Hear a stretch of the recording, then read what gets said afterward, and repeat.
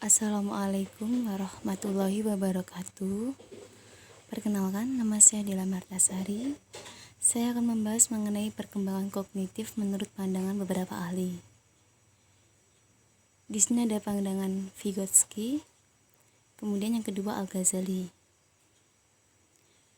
Pandangan perkembangan kognitif menurut Vygotsky lebih menekankan pada konsep sosiokultural, yaitu konsep konteks sosial dan interaksi dengan orang lain dalam belajar.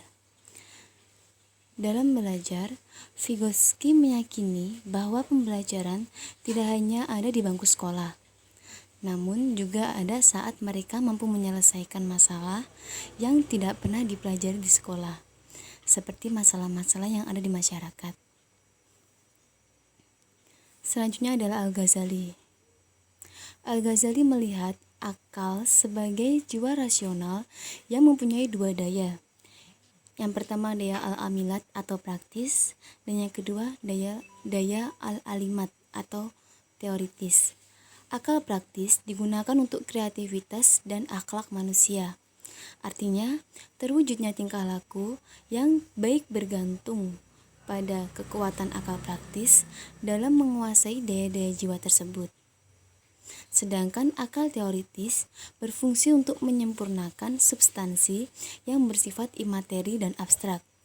Hubungannya adalah dengan ilmu-ilmu yang abstrak dan universal. Secara garis besar, pandangan Al-Ghazali hampir sama dengan pandangan Jean Piaget. Hanya saja, Al-Ghazali menyebut kognitif sebagai akal.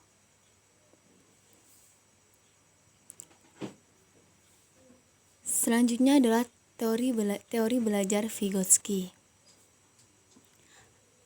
Ada dua macam. Yang pertama adalah Zone of Proximal Development atau CPD. Ini berhubungan dengan potensi anak untuk memahami sesuatu.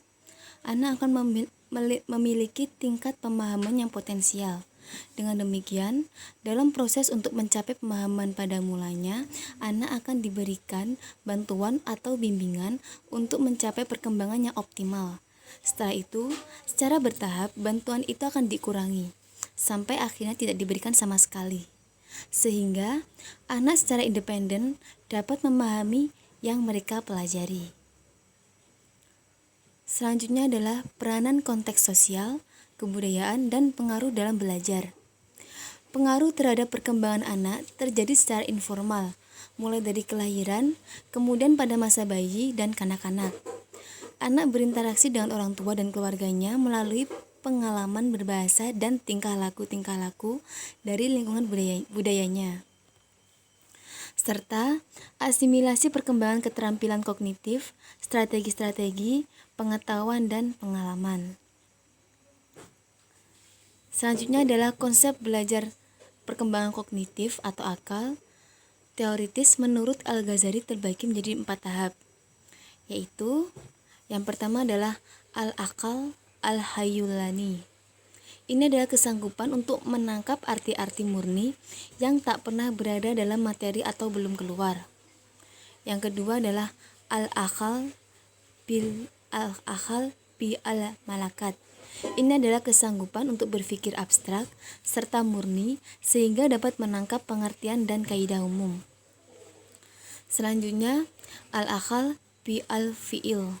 Ini adalah akal yang lebih mudah dan lebih banyak menangkap pengertian dan kaidah umum yang dimaksud. Dan terakhir adalah al-akal al-mustafad. Ini adalah akal yang di dalamnya terdapat arti-arti abstrak yang dapat dikeluarkan dengan mudah sekali.